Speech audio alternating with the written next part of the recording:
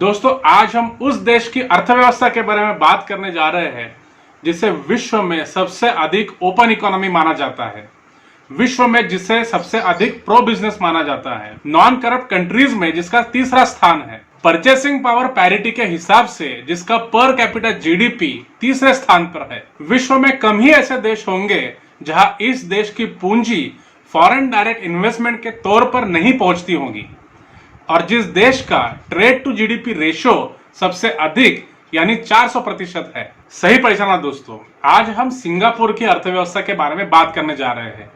Singapore विश्व के सबसे अमीर देशों में से एक है और आज ये देश पिछले 2 दशकों की सबसे गहरी मंदी का शिकार होने वाला है। ये आर्थिक मंदी क्यों और कैसे आने वाली है, इसके बारे में मैं आपको बताने जा रहा हूँ। तो चलिए दोस्तों, फटाफट इस चैनल को सब्सक्राइब कर दीजिए ताकि हम इस वीडियो को शुरू कर सके। इस वीडियो के अंत में सिंगापुर का आर्थिक पैकेज भारत के आत्मनिर्भर पैकेज से कैसे अलग है ये बताने जा रहा हूँ, इसलिए आपको ये पूरा वीडियो एकदम अंत तक देखना है। सबसे पहले सिंगापुर की उस विशेषता के बारे में बात करेंगे जो उसे विश्व में सबसे अमीर देशों में से एक बनाती है।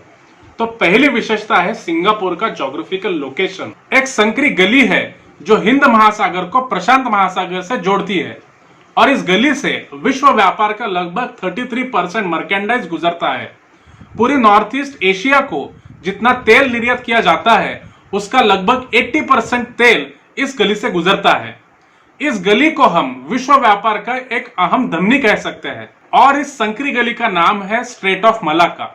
जी हाँ दोस्तों, स्ट्रेट ऑफ मलाक्का के मुख पर बसा है सिंगापुर शहर। जिस देश के आंगन में विश्व व्यापार की सारी अहम गतिविधियां होती रही हो और वो देश गरीब रह जाए, ऐसा नहीं हो सकता। दूसरी विशेषता है राजकीय स्थिरता और सक्षम नेतृत्व। 9 अगस्त 1965 को सिंगापुर मलेशिया से आजाद हुआ। पहले प्रधानमंत्री थे ली कुआन यू। आने वाली पीढ़ियों को जब नेतृत्व की मिसालें दी जाएगी तब नाम आएगा ली कुआन यू का। CNN के ग्राहम एलिसन उनके परिचय में कहते हैं, उन्होंने एक गरीब अविकसित देश को एक ही पीढ़ी के भीतर विकसित देशों की श्रेणी में पहुंचा दिया और उनकी यही पहचान काफी है।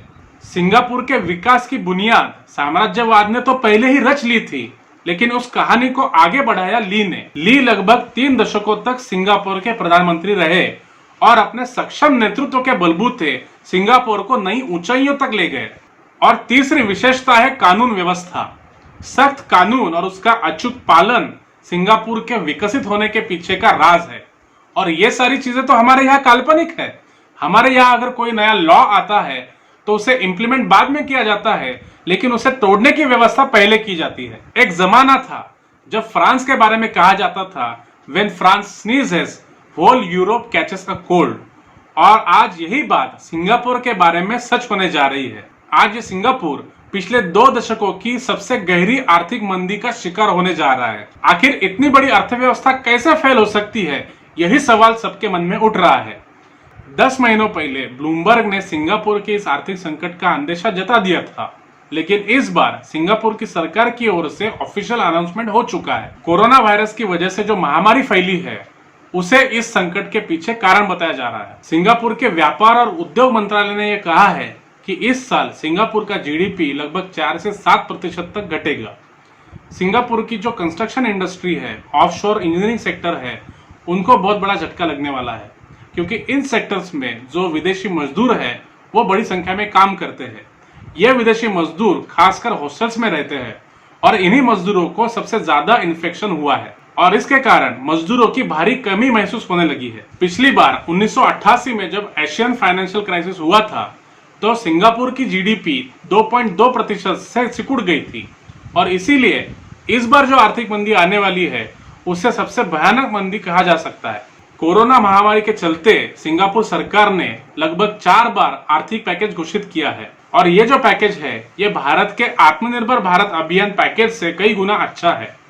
सिंगापुर का जो आर्थिक पैकेज है उसमें जॉब जनरेशन की बात की गई है। प्राइवेट सेक्टर और गवर्नमेंट सेक्टर मिलाकर लगभग 40,000 जॉब क्रिएट करने की बात की गई है। उसके साथ साथ उद्योग क्षेत्र को रेंटल वेवर देने की बात की जा रही है और जो उद्योग लॉकडाउन पीरियड में नुकसान फेस कर रहे हैं उनको वेज सपोर्ट देने की भी बात कर रहे हैं। लेकिन आत्मनिर्भर भारत अभियान में ऐसी किसी भी घोषणा को नहीं किया गया है। तो दोस्तों इस प्रकार सिंगापुर की आर्थिक मंदी के पीछे क्या कारण है, इसके बारे में हमने चर्चा की।